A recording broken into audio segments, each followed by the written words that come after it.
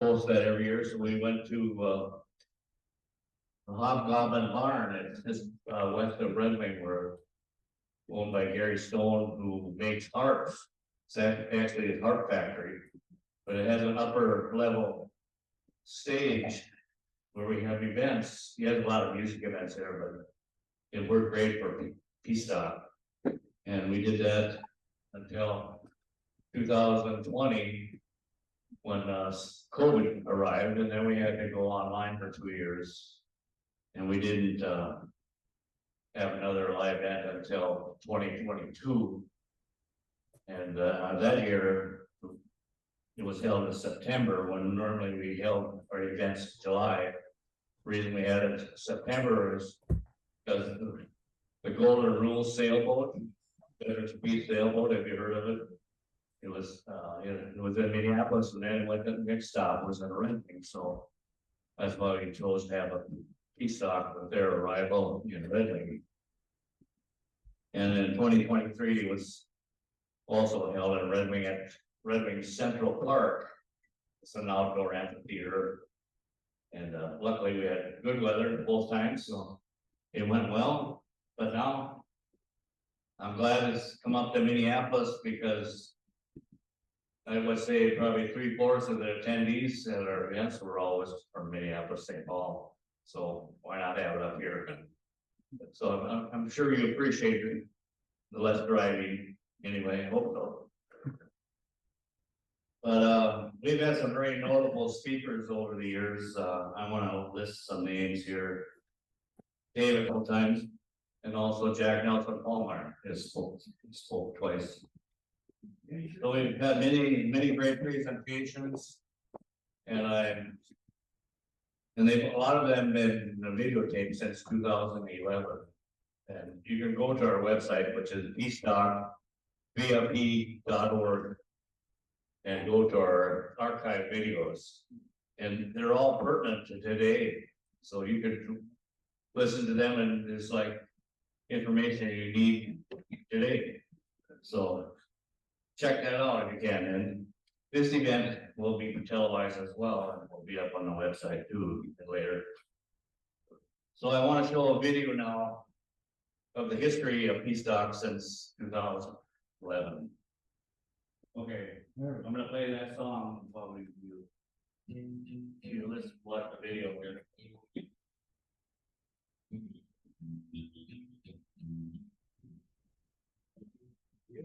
Turned on the radio.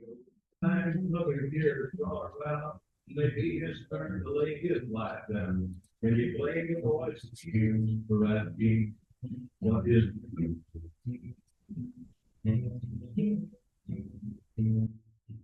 putting on the witness man, the man who looks there. And although the young man saw his score, nobody seemed to hear his score. And it didn't really matter if the truth was there. It was the cut of his clothes and the length of his hair. And the Lord lets him cry. What is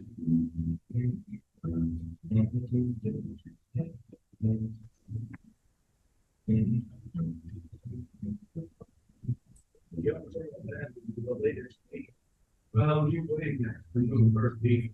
Young man speaking in the kingdom and trying to tell somebody who cares. Yeah, the ones that sure call us will be the leaders of the wild. The whole world waiting to do it more. They ain't got all this fire that it will be there. You could, hey, welcome to our air-conditioned place here. And Bill was very, very eloquent in thanking people. And I would like to thank the Madness, not just for this event, but since the mid-80s. Some of you were not alive in the 80s. In the mid-80s, WHAM and Veterans for Peace were both fledgling peace organizations. That's close to 40 years, going on 40 years of peace activism. And we have one of the most dynamic chapters in the country of peace. And the reason we have a dynamic, they're the mothership, they're the people that organize things, to align the heavy lifting, and then we just bring our flags. And so Women Against Military Madness, and Robin and Gigi did a great job on the flyers. You saw the flyers. We do appreciate that. And I could go on and on naming almost everybody in there. But yeah.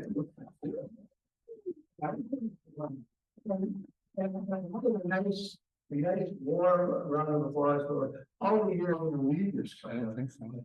Okay. Hopefully we lead Let's this go up there. because Because- the days Chris had to drive the 84 winters, 84 winters, I say that right? And you City Center. put him on firstly, get going before it gets too late. I think that was really, I think that was set here by Storm Buffalo. It was got a lot of magnanimous gestures in his life. A big program for him. And we have wonderful food upstairs. And I'm looking at this crowd and we may be taking some food home.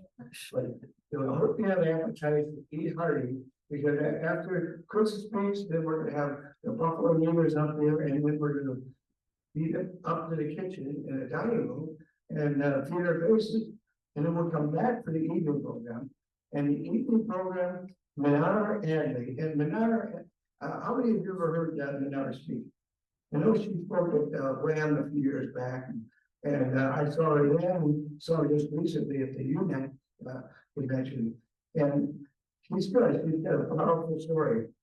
And speaking of powerful stories, I want to welcome to the stage our first. A variation of what I just said. Now, I'm going to I wrote something up about a real important topic, and I guess in a way, I don't know, we have some reservations, no pun intended. about it, but it's what I'm going to be doing, and I'm going to just make it brief. That is, I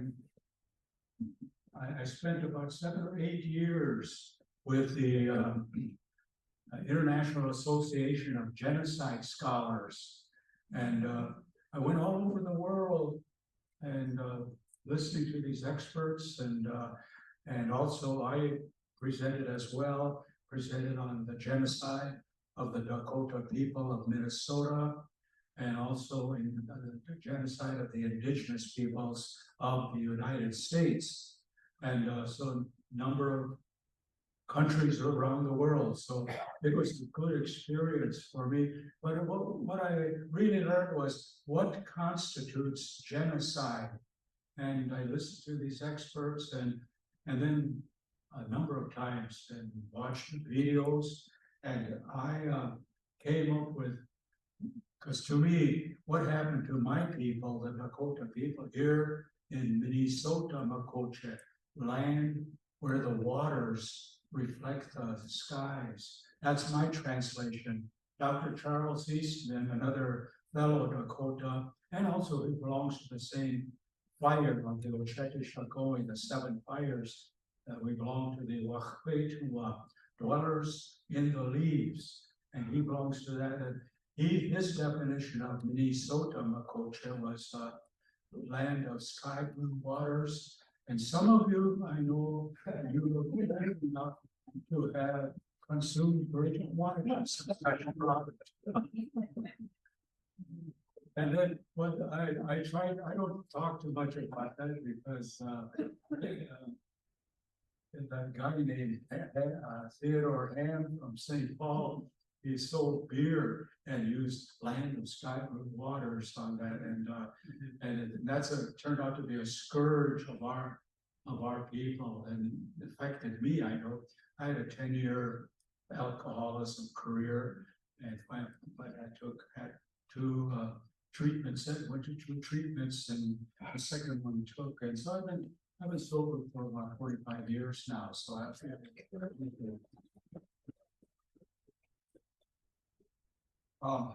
what I'm going to say here is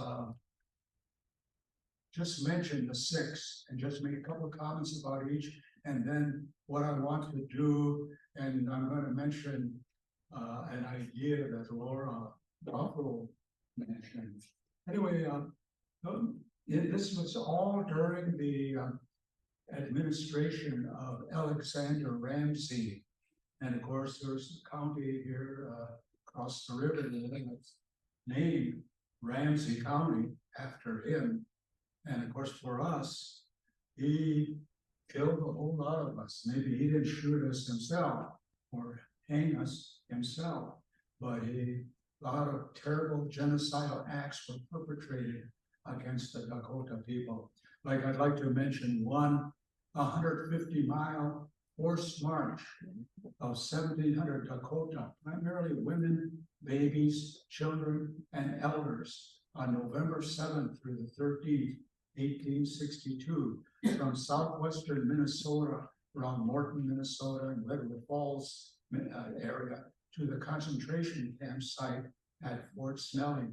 And I had a grandmother who was murdered by a soldier, by a white soldier. Of course, dozens of people died of hunger, thirst, exposure, murder, and sickness because of this particular genocidal action. 150 miles, 1,700 of our women and babies and children, the most vulnerable groups of any. One of the oral traditions was that white soldiers at different places would take our babies and bash their heads against rocks or tree trunks. And it reminds me of the Bible around 60 to 65 commands given by Yahweh, the God of the Old Testament. Yeah, and then when I was in seminary, I learned his full name was Yahweh Sabaoth, something like that. And it meant one who musters armies. And the thing that most Christians, white Christians, don't learn is they don't learn that name, one who musters army. He was that Old Testament God in my book. I listed about 60 of them that kill everything that leave nothing alive that breathe it. Okay, And so leave none standing, utterly destroy them. And you talk the Old Testament God. see if you can get the Anyway, so like this act fulfilled criteria C of the 1948 UN Genocide Convention, inflicting on the group conditions of life, calculated to bring about its destruction in causing serious bodily or mental harm to members of the group, such as being stabbed, shot, raped, or being whipped at the both concentration camps, especially with women at Fort Snelling. Then there were the concentration camps, one for the women, babies, children, others at Fort Snelling, the other one for the men and the older teenage boys, older male ones in the area. That there was some soil from which one Dakota made pottery, clay, and two of them. And then number three, mass executions, most of you know about naming the 38 Dakota on December 26th, the day after Christmas, at Mato, Minnesota, Mato. And there, what was their crime? White people say, oh, they kill a lot of our women, children, and elders, and we learned from them. They killed our women, children, elders, and babies. So we're, imitation is the greatest form of flattery, I think, and so we did the same thing to them. And basically, the crime was fighting the white men who were stealing Dakota homelands. That's a thing that white PhD historians never mentioned in the school, the teachers, white teachers in school at Grand Falls, Minnesota, where I live, and probably all the rural schools in the state of Minnesota, and probably in the nation. They don't talk about that they were stealing lands, stealing our Dakota lands, and most of you wouldn't like it if somebody stole your house or whatever, or your plot of land, or if you own a couple acres, you wouldn't like that. And you would react the same way that the Dakota reacted. They're sorry and defend what you had. and then basically it hasn't been paid for either. And when money was transferred, it was usually transferred for one group of white people, the federal government officials and BIA people, and then transferred to the traders who ran stores and cheated Indians and charged them outright. And so they owned a lot of these traders, they went back to their east and their wives and their children and families, and they went back as millionaires, basically. Then, so they defended their women, children, elders, and homelands, their sacred sites, their burial sites, their freedom to live as they had lived for millennia in Minnesota and Dakota. When the white people came here, they thought they had landed in Eden, you know, the Garden of Eden that's talked about in Genesis, and our people took care of the land. And one of the reasons that our people took care of that land was we believe in the earth as mother. We say, Indamaka, mother, or we say Inchimaka, grandmother. That's two names of that.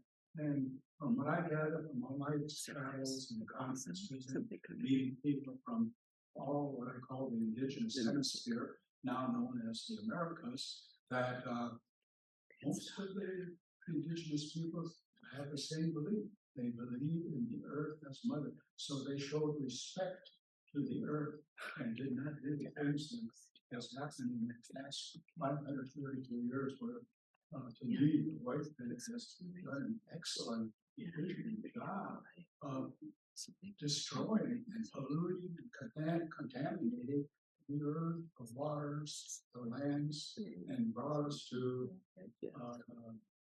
cusp of destruction, human extinction, as it is. A lot of our people were killed. They were all wiped out, especially on the East Coast.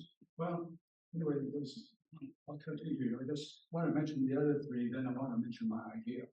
The forcible removal of Dakota from their own homelands in which they had lived for millennia before the white man came in 1492, 371 years before May 4th, 1863, the Minnesota State Legislature passed legislation to remove the Dakota from their own homelands. You know, talk about colonialism and you know, the purpose is, you know, greater power wishes to establish communities and colonies for purposes of control and exploitation of the resources of which the United States has just, again, done an excellent job. You know, like you hear American exceptionalism, and that to me, and they have a different meaning for it. To me, it means they are exceptional land stealers. They stole 3 billion acres of land, which now comprise the United States of America, and which have not basically have not been paid for. You know, capitalism doesn't operate that way, does it? I mean, the white capitalists, they want something for, if they got land and someone steals it, for sure they want some payment for that land or a range of payments. So anyway, they killed anywhere from, depending on which demographer you read, from 16 million to 24 million Native peoples at time of contact. And I always use my calculator and relate 16 million. I take the lowest figure, and at 4 centuries later, the U.S. Bureau of Census in 1900 counted 237,000 Native peoples left alive to be counted by the U.S. Bureau of Census. And that, if you use your calculator, that's a 98.5% extermination rate. You never hear this talk at all. And you won't hear it until probably some of the young people coming up. Like when George Floyd was killed, man, the protests that developed. I saw a lot of hundreds and hundreds of young white people. I even saw some oldsters in white hair. And when I would participate in protests, I always like to stand by the tallest white guy with white hair. So maybe if they club, maybe they might not club me if they don't club him. Because that was my thinking. And then bounties placed on the scalps of Dakota people. In fact, Dr. Ward Churchill, who wrote a book called A Little Matter of Genocide, he says that's sarcastic. I got that from Russell Means, one of the real well-known activists, Dakota activist, and he was saying that now he said it's sarcastic, and then there's this little matter of genocide. He's sarcastic. I could say that. I'm just talking to you about a little matter of genocide. Anyway, then, but I wanted to say this about that men, women, and children are all subject to this. You can kill a baby or an infant, you could get some money for that. $25 at first, and $75, and finally $200. And for an enterprising young Norwegian man, German man, treat himself a suit and get himself $200 and buy himself a quarter section of land and begin a career in agriculture. That was a lot of money back then. $200. Then the other thing I wanted to say, residential boarding schools. This one too is these are genocidal institutions. Why do I say that? This one I'll get to the sources of that. One is the criterion E of the 1948 Genocide Convention, forcibly transferring children from the group to another group. And here, my relatives, they had to go to either Pipestone, Minnesota, or Flandreau, South Dakota, right across the border from Pipestone, or Wahpeton, which is in North Dakota, right off of I-29. And Wahpeton is named after my father, Wahpeton, dwellers in the leaves. And my father was a Sisituma, dwellers by the fish campground. That was one of the in the 7 fires that comprised Dakota, Oyate. And then 2 genocide scholars came up with the 4 common motives of genocide. And the 4th one is the pertinent one for my paper, for the topic that I'm talking about. The 4th common motive for genocide is to impose an ideology or a belief upon the victim group. And so, and of course, all the churches that had residential boarding schools, they were perpetrating genocide.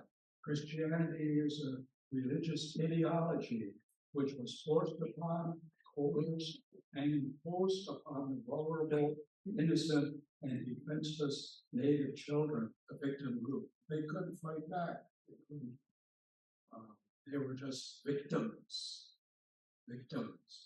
And so the church was, and it wasn't just the Catholic Church, it was a lot of Protestant churches as well, that these churches were all guilty. Their priests, their bishops, their ministers, their evangelists, their seminaries, they were all centers of genocide, perpetrating genocide. I might even write to the Pipestone saying, hey, would you consider posting a sign that said site of genocide? I have a feeling they said no. Anyway, so the church-run residential boarding schools are twofold genocide. They fulfill genocide according to the UN Genocide Convention, and they fulfill genocide according to these genocide scholars. So I learned a lot from them. So that's why it's identified 6 common or incidents of genocide, that, one of the things I'm going to do is, I'm gonna write a letter because Melvin Carter, because he's a person of color, he wouldn't just automatically put it in a circular file. He probably read it and said, hey, that kind of makes sense, you know? And I'm hoping he does that. And then that's when Laura Buffalo says, you know, we could help you with that. And she says, you know, you write to not only the city council, city council of Minneapolis and the mayors of both, but and to the county commissioners as well of Ramsey County. And I'm hoping that some of you aren't offended, you know, too much anyway, by what I just got to say. And again, I talk a lot about that both the great evil and, you know, and the churches were really good examples of their papal bulls, like the papal bull of 1455, Pope Nicholas. He talked about capturing, vanquishing, subduing pagans. And of course, we were considered pagans, Dakota and people and other indigenous peoples of the indigenous hemisphere. And then he also said, and other enemies of Christ. So we would be enemies of Christ as well, according to this Pope. And then the papal bull of Pope Alexander VII in 1493, that he talked about barbarous nations being overthrown. And of course, that's in reference to us. By that time, 1492, they found out that there were people on the indigenous hemisphere, millions and millions of us, in fact. And then he used the word subjugation, subjected to subjugation. And also the doctrine of discovery was in this particular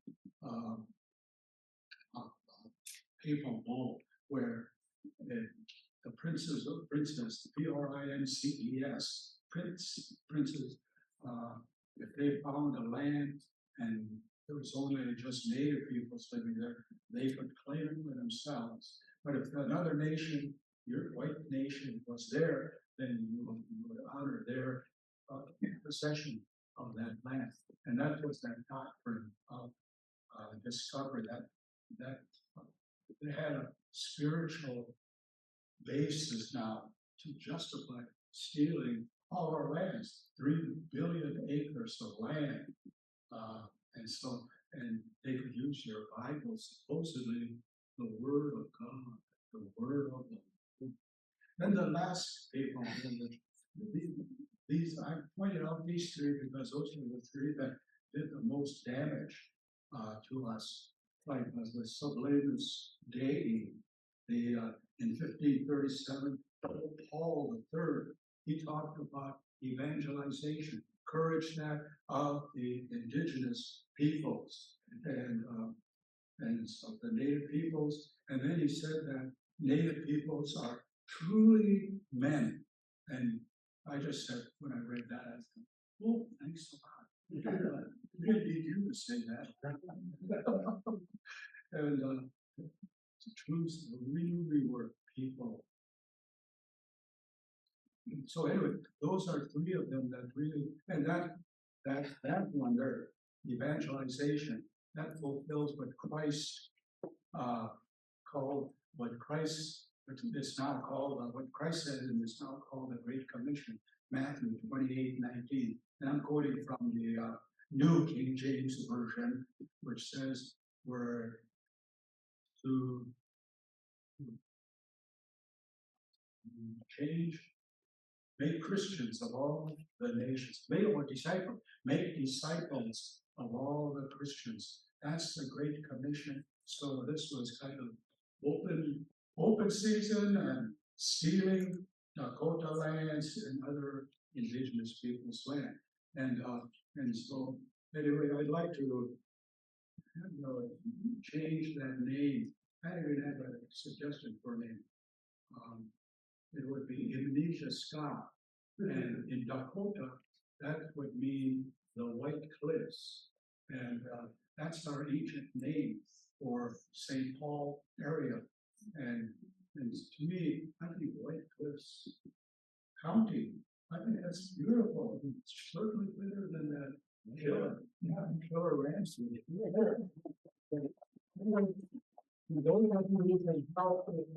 Really appreciate that. And, even though I made 84 winters and about to be starting my 85th winter cycle on September 3rd, that I'm still going to be at least be there, hobble over to wherever there's meeting, add my body to the numbers of that protesting and want to change that name.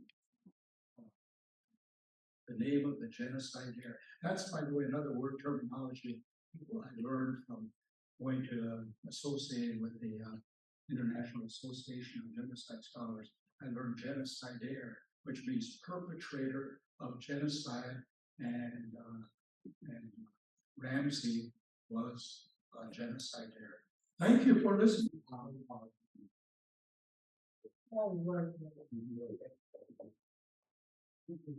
Warm handshake. He does have a warm handshake. And I oftentimes when he comes to town, I'll have breakfast with him, and he gets to correct my colonial attitudes, and it's very good. I found him to be a real teacher as well as a speaker. So, and there are a few of his books there. So, for a free will donation, you can take one home. It's good reading. It's good reading. And I'm not a big reader of books, as some people will tell you. But I did read that.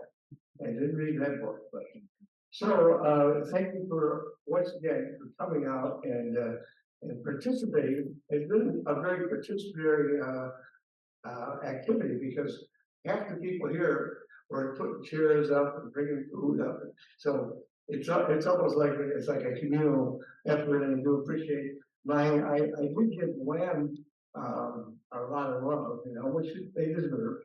But I want to give some love to my own Veterans for Peace, who have done some really good work, like the executive board, our secretary, Mike McDonald, who is the voice secretary.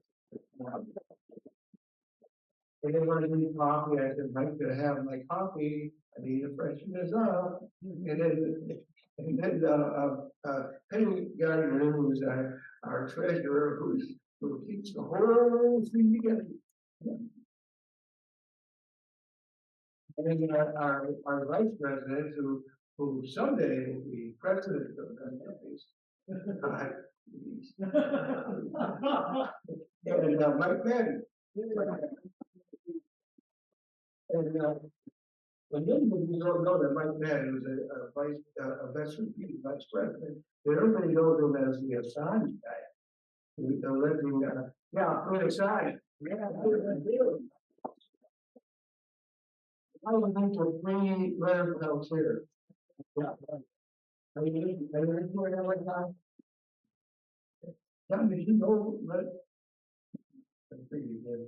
So, you don't want to hear me talk, all right? Yeah. Where's the well, Mike? Where's the well? Anyway, we're so happy to have Peacestock here, and I actually pretty much filled the auditorium here. So, and there's more to come. First of all, before we get to the food, we're hungry for some music, and we have many of you have heard the Buffalo Weavers, but they are in country western. Was it 2023? Beth New Durham. 22? Yeah, 2022 Best New Duel, and that would be Ben Weaver and Conrad Monk, also known as Strong Buffalo, U.S. military Marine, combat Marine, who saw some real tough stuff, and now he's become an advocate for peace. So, the Buffalo Weavers. Next Saturday, August 3rd, county over there, we won't say the name. At the mountains, we're gonna have what we call flower power. And at 4 o'clock, we'll have dinner and we're gonna have awards. We're giving the Strong Buffalo Award to Chris Mato and Nunpa. For our genocide for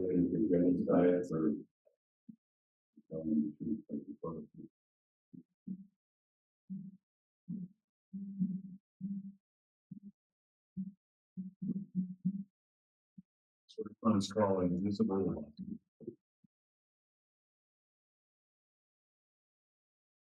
God. Around the world. Those talking with no one listening. As guns and brains are hurling us down, where no one can see slow death happening so fast. People like to win. Touch God on the scene. It has survived daily. It has turned into centuries.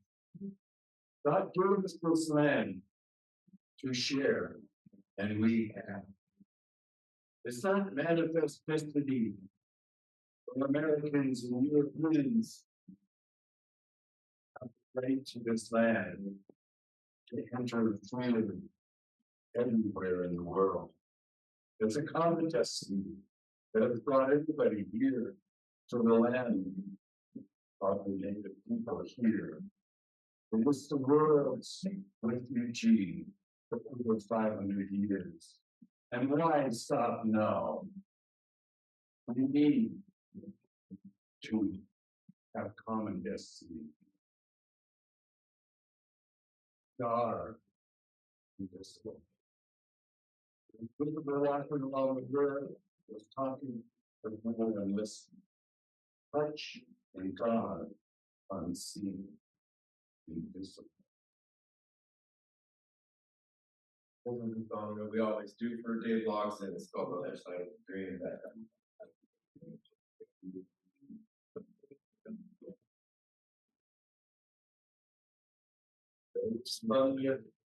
There was rain, the gifts and the wounds bared out by the drain. When I woke up, you were gone.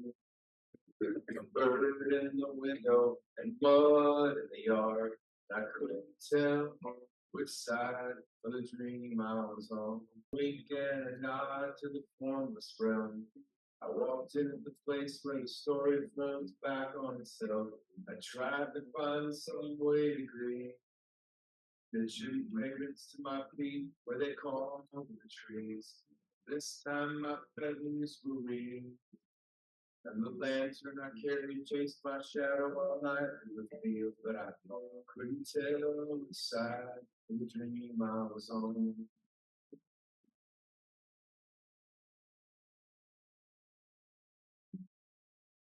The long from the bear with a cedar bough on their back. The person no longer separate from the path, even though it all looks green. Yellows, oranges, and reds have always been there in the lead. But this time I'm holding the door. For the wind and the lightning running out ahead of the storm. And I couldn't tell which side of the dream I was on. Gravity and grace, that's how the peace unfolds. Every step that I take is a prayer to the unknown. In the same way, right as you rise, blinking memories of life into the dark night. My heart sits in the riverbank, killing my kids from the flood so they couldn't fill their own state. Just when the fire went out, and the beginning jumped right back into the beginning's mouth, and I couldn't tell which side of the dream I was on. I couldn't tell which side of the dream I was on. I couldn't tell which side of the dream I was on.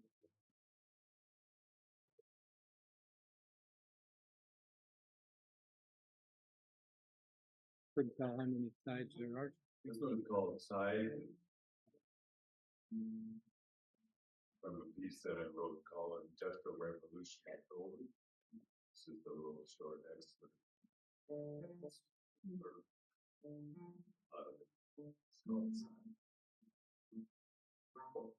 Did you notice? How full our world is getting with death of late. We must fight those of hate. For it's too late. I'm so tired of living in this negative state.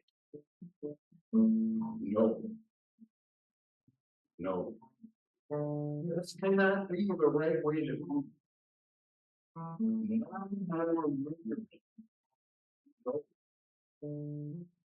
No. Side. C-I-D-E in Latin means to kill. To kill a human being is homicide. To kill an insect is insecticide. To kill a pest is pesticide. To kill a nation is genocide. To kill an ethnic race is suicide. To kill yourself is suicide. No vegetation is suicide. To kill everything, homicide. Side, C-I-D-E, means to kill. But we are those who kill so they may live. We must isolate those of hate, for it's too late. I'm so tired of living in this negative state. No more movement. Thank you so much for inviting us here to Peacestock. We really need this thing. People need to start learning the truth. Guys, the words. A wild true truth. I come by stars, following their lines of light between the trees, paddling down the river. My identity includes the loss of who my people were. I'm remembering the language and speaking it, whether anyone listens or not. I walk on the tops of swords. I ride in an owl's eye. I betray that which betrays life. No shield is needed. Curiosity is my charge. The water protects me. I walk on the tops of swords. I ride in an owl's eye. There are lines on the land that are made by wind and water. And there are lines on top of the land that are invisible, make believe.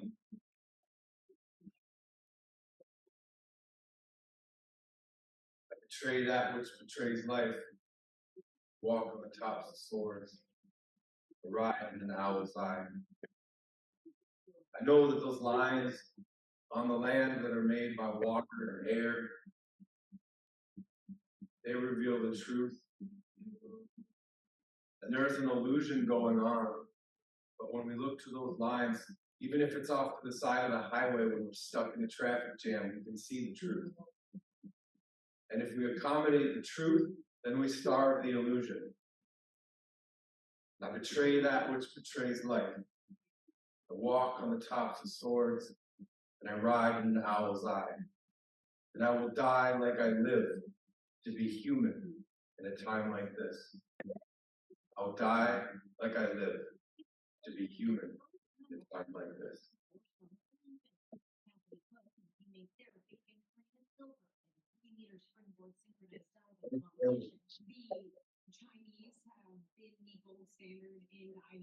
I'm also a member Chapter 27.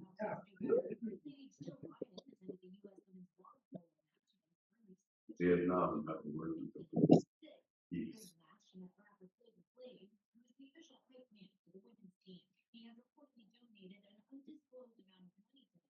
I haven't done this one in a while.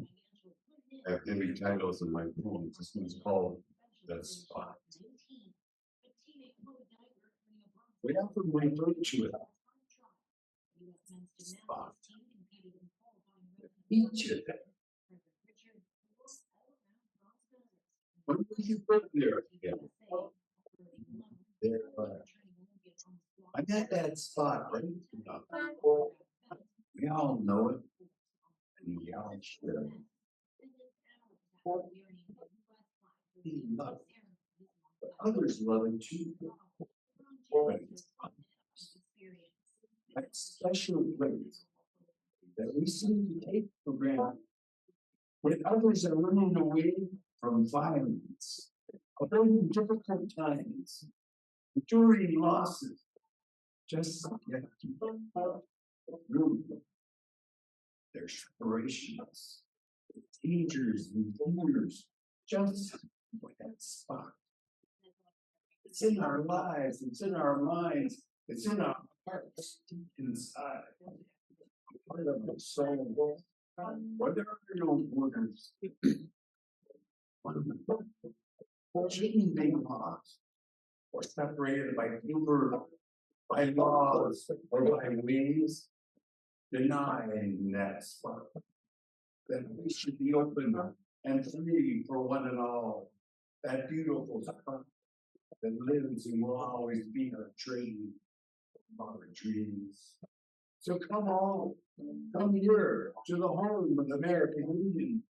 For over 500 years have been the refuge for the world's refugees. Why stop now? Don't let hate stop the dreams. There's enough space for all of us to make a home. No. So no one should go with it. And be how you want, the way you want to be. Gave us the room. There is no walls around our home. No one should be better or worse. So come and care, come and share this land, this home that is for us all. Come all to this spot, right here, right now. That's in me, that's in you, over there. Spot is given to us by God. Come, let's come to this place. It's God's spot. Thank you. I'm going to sing a song that was given to me by a bird called Cedar Waxwing. We are your Vega. We are your Vega. We are your Vega. We are your Vega. We are your Vega. We are here, we are here, we are your Vega.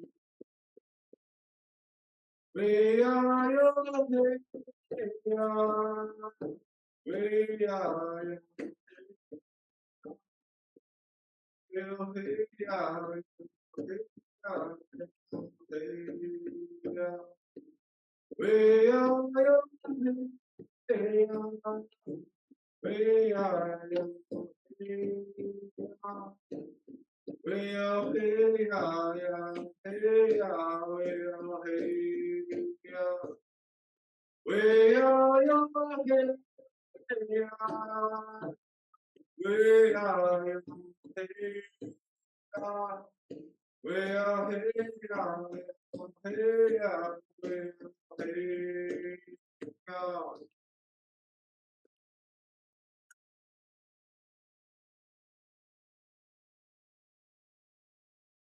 Thank you so much. I know you're hungry.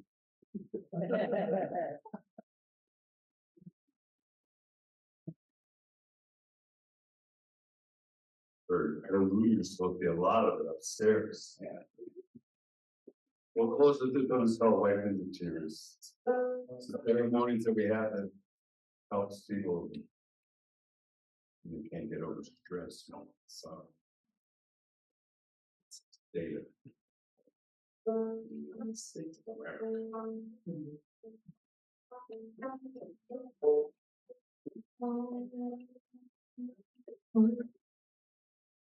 Thank you, Webb. Thank you for veterans for being this. And all of you have worked on this for all these years. More than ever. Our goodwill and our fortitude and our goodness is needed. Thank you all.